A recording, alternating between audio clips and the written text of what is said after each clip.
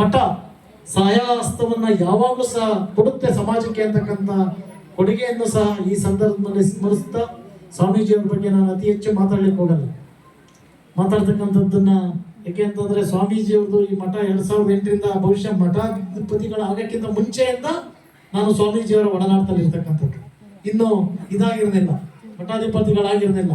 2008ರಲ್ಲಿ ಅಂದ್ರೆ 2007ರಲ್ಲೇ ನಾನು ಪರಿಚಯ ಆಗಿರ್ತಕ್ಕಂಥದ್ದು. ಪ್ರಥಮವಾಗಿ ಪರಿಚಯ ಆಗಿದ್ದು ನಮ್ಮ ದುದ್ದಹಳ್ಳಿ ತಿರುಪತಿಹಳ್ಳಿ ಅಂತಕ್ಕಂಥ ರಾಜಣ್ಣ ಅವರ ಮನೆಯಲ್ಲಿ ಪಾದಪೂಜೆಗೆ ಬಂದಂತ ಸಂದರ್ಭದಲ್ಲಿ ನಾನು ಪರಿಚಯ ಆಗಿದ್ದು. ಆಗ್ಲಿಂದಲೂ ಸಹ ನಿಕಟ ಸಂಪರ್ಕದಲ್ಲಿ ಇರ್ತಕ್ಕಂಥದ್ದು, ಅವರ ಮಾರ್ಗದರ್ಶನವನ್ನು ಪಡಿತಕ್ಕಂಥದ್ದು, ಅವರ ಆಶೀರ್ವಾದವನ್ನು ಪಡಿತಕ್ಕಂಥದ್ದು.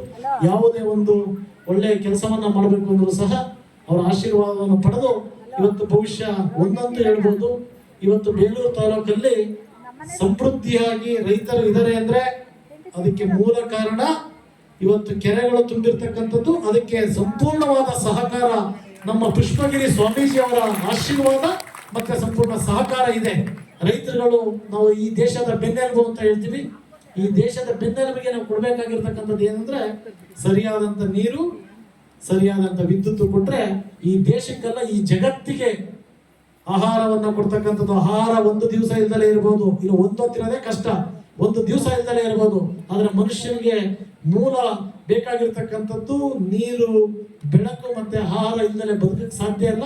ಅದಕ್ಕೆ ಇವತ್ತು ಆ ಒಂದು ಇದನ್ನ ಬೇಲೂರಿನ ಎಲ್ಲ ಕೆರೆಗಳು ತುಂಬಿ ತುಳುಕ್ತಕ್ಕಂಥದಕ್ಕೆ ನಿರ್ದೇಶನ ಈ ಒಂದು ಸೋಮಶೇಖರ ಶಿವಾಚಾರ್ಯ ಮಹಾಸ್ವಾಮಿಗಳು ಅಂತಕ್ಕಂಥದ್ದನ್ನ ಈ ಸಂದರ್ಭ ಹೇಳ್ತಾ, ಈ ಭಾಗದಲ್ಲಿ ಇವತ್ತು ಸ್ವಸಹಾಯ ಸಂಘಗಳು ಮಾಡುವುದ್ರ ಮುಖಾಂತರ, ಮಹಿಳೆಯರ ಶಕ್ತಿಯನ್ನು ಹೆಚ್ಚಿಸುವುದ್ರ ಮುಖಾಂತರ ಇವತ್ತು ದೇಶಕ್ಕೆ ಬೆನ್ನೆಲುಬು ರೈತರಾದ್ರೆ, ಮನೆಗೆ ಬೆನ್ನೆಲುಬಾರು ಅಂದ್ರೆ ಮಹಿಳೆಯರು.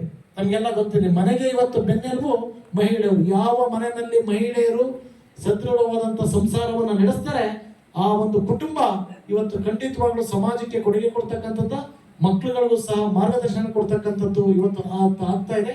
ಅದಕ್ಕೆ ದಾರಿ ದೀಪ ನಮ್ಮ ಸ್ವಾಮೀಜಿಯವರು ಅಂತಕ್ಕಂಥದ್ದನ್ನ ಮತ್ತೊಮ್ಮೆ ಹೇಳ್ತಾ, ಈ ಒಂದು ಕಾರ್ಯಕ್ರಮದಲ್ಲಿ ಭಾಗವಹಿಸಲಿಕ್ಕೆ ನನಗೆ ಅವಕಾಶ ಮಾಡಿಕೊಟ್ಟಂತ ಕುಟುಂಬಸ್ಥರಿಗೆ ಮತ್ತು ವಿಶೇಷವಾಗಿ ನಮ್ಮ ಸ್ವಾಮೀಜಿಯವರು ನಿನ್ನೆ ಇಷ್ಟು ಗಂಟೆಗೆ ಬರಬೇಕು ಅಂತಕ್ಕಂಥದ್ದನ್ನ ಹೇಳಿದ್ರು.